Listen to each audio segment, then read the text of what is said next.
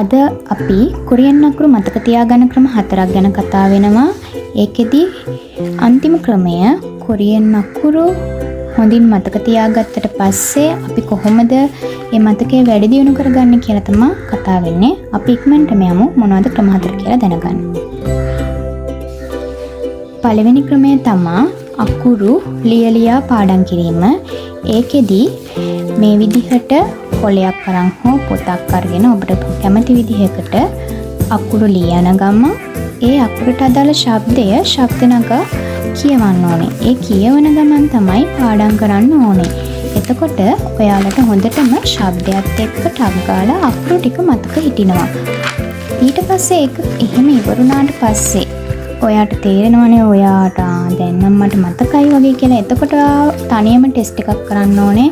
මට ඇත්තටම මේ අකුරු මතකද කියලා. මේ තියෙන මම ඒ වගේ කරපු ඒවා දැන් මම මේ දීලා සමහර තැන් වලදී මට වැරදෙන්න ගිහින් තියෙනවා.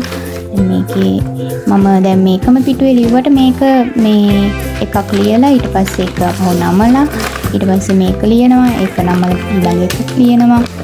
ඒ විදිහට තමයි මම මේ නැවත නැවත ලියන ගමන් ශබ්ද නගා කියවමින් මේ අකුරු පාඩම් කරේ. හරි, දැන් අපි යමු දෙවෙනි ක්‍රමයට. දෙවෙනි ක්‍රමය ඔයාලා දන්නවද ෆ්ලෑෂ් කාඩ් ක්‍රමය? අන්න ඒ වගේම ක්‍රමයක්. හැබැයි ෆ්ලෑෂ් කාඩ් ක්‍රමය නෙමෙයි. මේකෙදී අපි කොලයක් අරගෙන අපිට දැන් කොරියන් අකුරු තියෙන්නේ 40යිනේ. ඒ 40 කොලයක ලියා ගන්නවා. මම මුලින්ම නිකන් අහක දාන කොලයක් අරගෙන කොරියන් සිංහලෙන් තමයි ලිව්වේ. එතකොට සිංහලෙන් ලියලා එහෙම හදාගත්තා. හැබැයි මට පස්සේ තේරුණා නෑ සිංහලෙන් නෙමෙයි අපිට කොරියානු අකුරු දැක්කහම ඒකේ ශබ්දය මතක් වෙන නෑනේ. ඒ නිසා මම නැවත මෙහෙම කොලය අරගෙන මේ විදිහට අකුරු ටික 40 ලිව්වා. මේ අකුරු ලියද්දි මතක තියාගන්න විශේෂයෙන්ම ස්වර අකුරු ටික ලියද්දි මතක තියාගන්න මේ උඩින් හිතක් වගේ මාක් එකක් ගන්න. මොකද එකම ඉරි ටික එහාට මෙහාට කැරකෙන්නේ. මම ඔයාලට පෙන්නන්නම් උදාහරණයක්. දැන් මේක අපිට මේ පැත්තට ගත්තොත් මේක ශබ්දය ගත්ත හැකිනේ. මේ පැත්තට ඊ. එතකොට දැන් අපි මෙහෙම ටිකක් තියන්න නැතුව මේ කොලේ ඔහොම දිගහැරියොත් මේක කොයි පැත්තට අපි බලන්න ඕන කියන ගැටලු වෙනවනේ.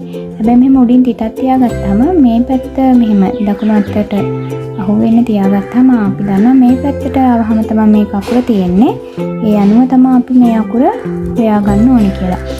මෙහෙම හදාගෙන ඊට පස්සේ ඒව පොඩි බොක්ස් එකක් තියෙනවා නම් බොක්ස් එකක හරි මේ වගේ වෙනම ගොඩක් දාලා හරි මෙහෙම එකින් එක දිගෑරලා මෙහෙම ලියා ගන්න.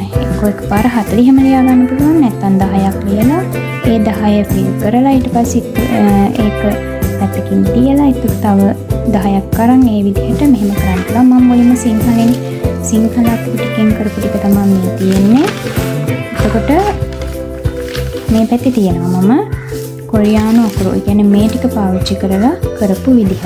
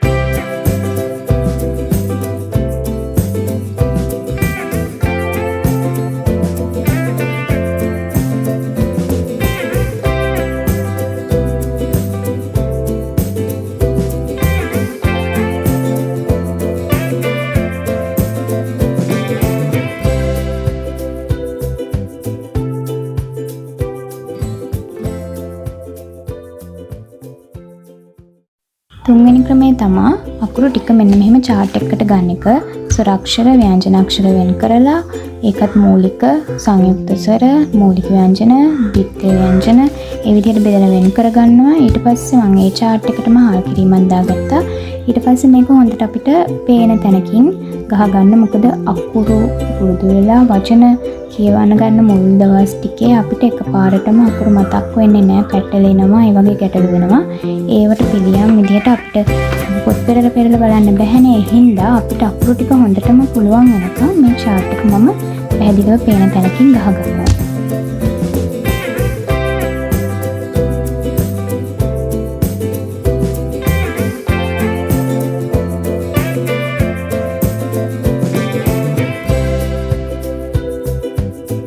මං කියවනේ 4 වෙනි ක්‍රමයට කිසිම උපකරණයක් ඕනේ නැහැ කියලා. 4 වෙනි ක්‍රමය තමයි අවකාශය මත ලිවින්න. මේ ක්‍රමය ඔයා එදිනෙදා අකුරු ටික පාඩම් කරගෙන යද්දී පාඩම් කරලා ඉවර වෙලා පාවිච්චි කරන්න පුළුවන්. එතකොට ඔයා දැන් වෙන වැඩවල යෙදিলা ඉද්දී ඔයාට ෆ්‍රී ටයිම් එකක් හම්බුනහම සාමාන්‍යයෙන් පැයකට සැරයක් වගේ ඔයා මොකක් හරි අකුරක් මතක් කරන්න. හිතන්නකෝ ආ අකුර මතක් කරා කියලා. එතකොට ආ අකුර අපි ලියන්නේ මෙහෙම. අන්න ඒ විදිහට ඔයාගේ ඇඟිල්ල පාවිච්චි කරලා ඒ අකුරු මෙහෙම ලියන්න. පිළිවෙලකට හරි අපිලිවෙලට ඔයා තනින් තනින් අකුරු මතක් කරලා හරි මේ ක්‍රමය කරන්න. මේ ක්‍රමය ගොඩක්ම සාර්ථකයි. හරි. අපි දැන් අද ක්‍රම 4ක් ගැන කතා කරා. කොරියන් අකුරු මතක තියාගන්න විදිහ. එතකොට මේ අකුරු හොඳට මතක තියාගත්තට පස්සේ ඔයාලට පුළුවන් හිමීට වචන කියවන්න පටන් ගන්න. එතකොට මීට අමතරව ඔයා දන්නවා නම් අකුරු මතක තියාගන්න ක්‍රම පල්ලෙහාන් කරගන්න. එතකොට අනිත් යාළුවන්ට පුළුවන් ඒ ක්‍රමත් භාවිතා කරන්න අකුරු මතක තියාගන්න. දිගටම මාත් එක්ක රැඳිලා ඉන්න. මේ වගේ වීඩියෝ නැවත අරගෙන එනවා. වීඩියෝ එක හදන ලයික් එකක් දාන්න, කමෙන්ට් එකක් දාගෙන යන්න. ස්තුතියි.